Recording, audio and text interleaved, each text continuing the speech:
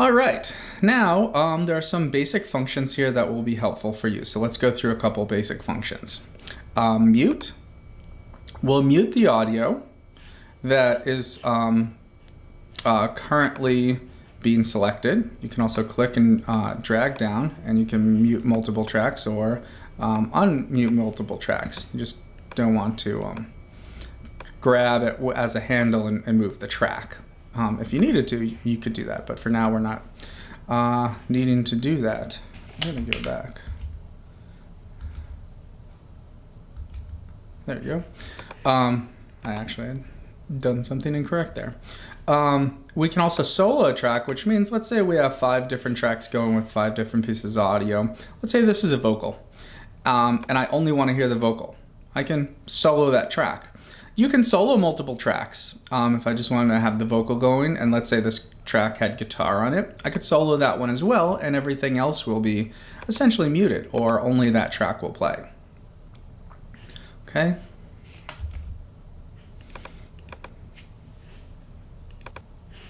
Let me go back here. I'm going to hit 5 tracks. Okay, now, the other thing that you should know is zooming. Here's your vertical zoom. Okay, this will zoom it up and down, and it will zoom based on what is highlighted over here on the side.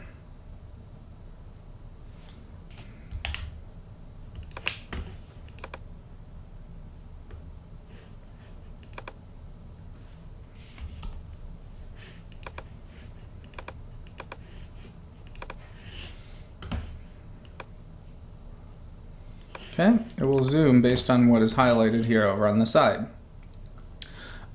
Here we can horizontal zoom, but one of my favorite places to go for zooming, and you can do it in a number of different ways, but is actually to go here, and here's where we have our primary tool and our secondary tool. So we can choose our primary tool, and it can be anything we want it to be. If I want to make it a mute tool, it could be a mute tool. Each of these is very in depth, and we won't go into all of them right now, but I want you to see that this is our selector tool right now. For our secondary tool, we get to that by hitting Command. Okay, so I'm going to hit Command, and then I would have my marquee tool. But I don't want to use that for right now, so what I'm going to do is I'm going to turn it into my zoomer tool. And so when I hit it, or when I hit the Command key, you'll see that I'll be able to zoom in and out by clicking, holding down, and pulling to create a square. This is called rubber banding. Okay, and I can go in, and I could go in, and I could go in, and go really deep into the audio. Now that's so crazy, fast in such a small amount of time, that it would be best to not go that far in for most things. But if I want to be really precise with my edits, I might want to get right in here, right at this exact point. And I do like to be very precise with my edits.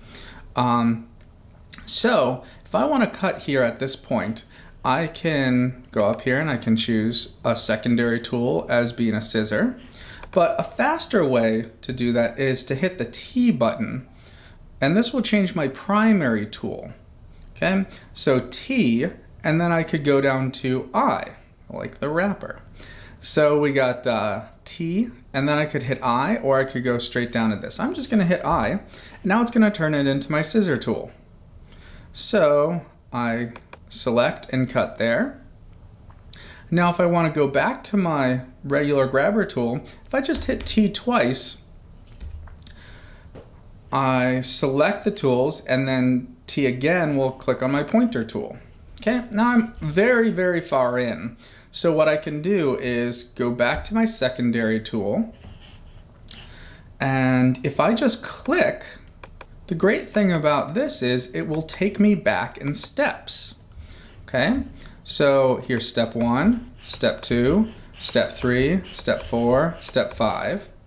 Okay, now I'm going to hit Command, and I'm not going to move it, but I'm just going to hit click.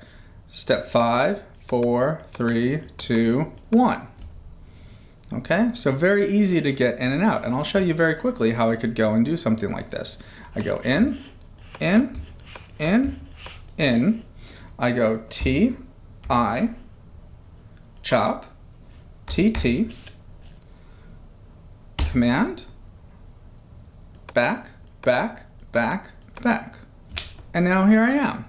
Okay, so now I've cut out this piece of audio here and I can move it around. So let's say I wanted to now put this one second and put this one first, which is not the case, but now I can freely move this audio and move this one and move them around as I see fit. Okay, so that will help you out quite a lot. You could actually do this a lot based on just the visuals that you're seeing between the two. Okay? All right. Seems to be an overlapping piece of audio there. If we look at the audio, we can see that the beginning looks very similar to this. So just to start you off, I go in, I hit T, I, chop, back, and then chop. All right, let's get in a little closer. Right here, chop, back out. I could take T for my selector tool, move that down, move this over, because I don't need that right now. And then if I zoom in, I will see that my audio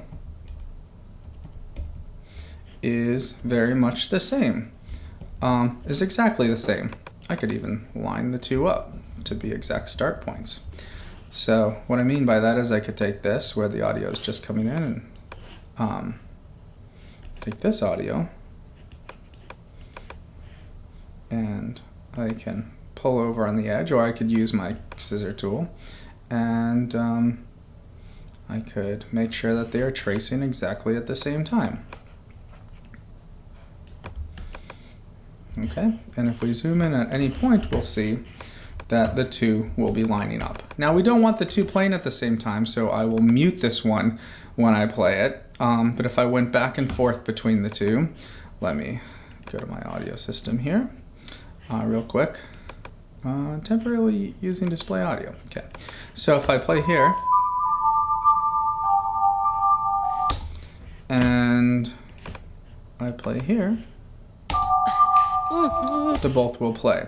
I'm actually currently not hearing it. There we go. Okay, so if I play this one,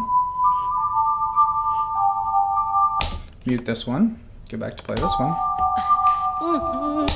they are both the same part. Or I could solo this one,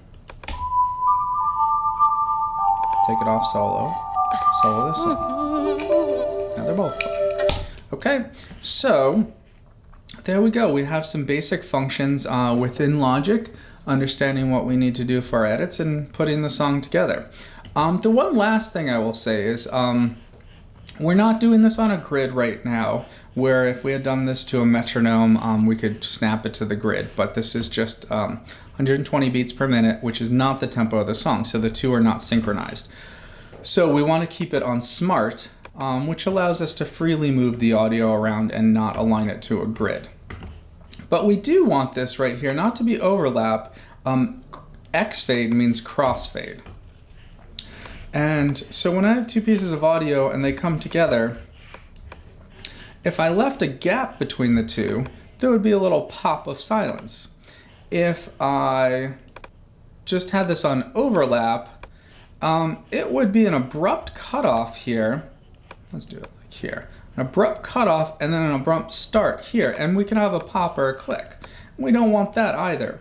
So I always choose X-fade, which the nice thing about Logic is when we put them together, it will automatically crossfade the audio. If you do it with too short an amount of period of time, it won't crossfade it. But this means this one will fade out as this one fades in, and we will have no audible pops or clicks. So to get the best result possible, you're going to want to have that set to crossfade. Okay, so now do your best to try and put the song back in the original order of Man in the Mirror, and use the space available that you create below to put it together. Make it all on one track, and try your best to mimic exactly what's going on above it. Okay, when you're all done, you can hit Command, or anytime I've done something, I can hit Command S to save it. But I'm all done now for my work for today. So I'll go up to logic and quit logic. And I'm all done. Okay, thanks. Let me know if you have any questions. I am happy to help.